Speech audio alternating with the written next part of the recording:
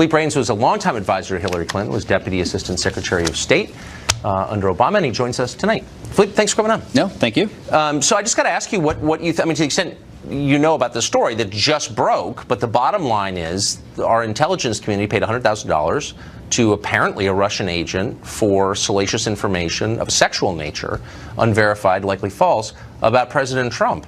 That doesn't seem standard. Well, you know what? I think it's a couple of things. And why it does sound like a spy novel, unfortunately, it's nonfiction. It's what we're living through. I think the intelligence agencies often have to pay people who are not great to get information. We paid $8 million to find out who the worst spy in FBI history was, Robert Hansen.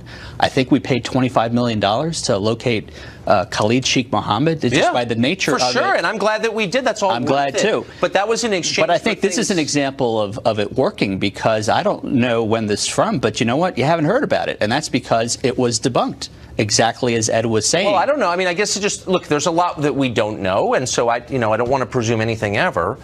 But the bottom line is our government paid $100,000 of our money to buy fake salacious material about the president. What would be the national security reason for doing that? I think the bottom line is that the president's campaign was stocked with people, starting with Carter Page, who, by the way, was under FBI surveillance going back to 2013.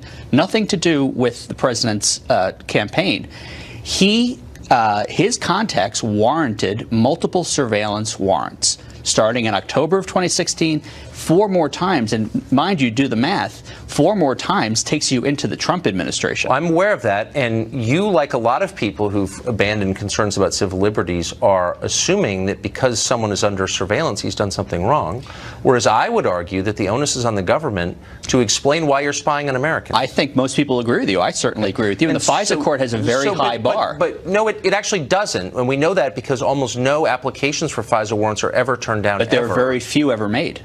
Because everyone knows how the ratio they are. Okay, this is chicken and the egg. But the truth is they're almost never turned down. And we know that in this case, the dossier was the backbone of the request. It was the first thing in the request. We do know that.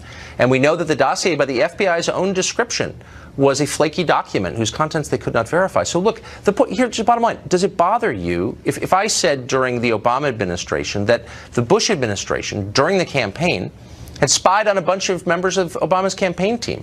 Not if they were suspected Russian agents. But what if a year and a half later there was no evidence that they were Russian agents? Well, and this spying, I mean, would you say, well, geez, it better be a pretty, before you spy on a rival political campaign using the FBI, you better be sure you've got good reason. Here's an interesting argument. Is Carter Page part of the Trump campaign or not? Because you'd make it sound like he was the running mate, except when it comes to his contacts. It anything to do with the Trump campaign. So it's not looking at the Trump campaign. No, but here's the point. They were using him. Look, Carter Page, this show exclusively learned today, emailed a number of people on the Trump campaign. It's called surveillance. Okay, right? And so if you're surveilling Carter Page, who never got paid, he says he never met Trump, Trump says he never met him. Whatever, I wasn't there, but that's what we know about it. I don't think he was integral to the campaign, but he had contact with people on the campaign, and all of his conversations, both written and verbal, were being surveilled by the federal government. That's what surveillance is, to see the totality of what you're doing. He's probably talking to his dentist, too. The Obama administration is spying on the Trump campaign. No, they're not. They literally were. The Obama administration, thankfully, took this very seriously. They went and got a warrant on someone. The warrant was based on George Papadopoulos.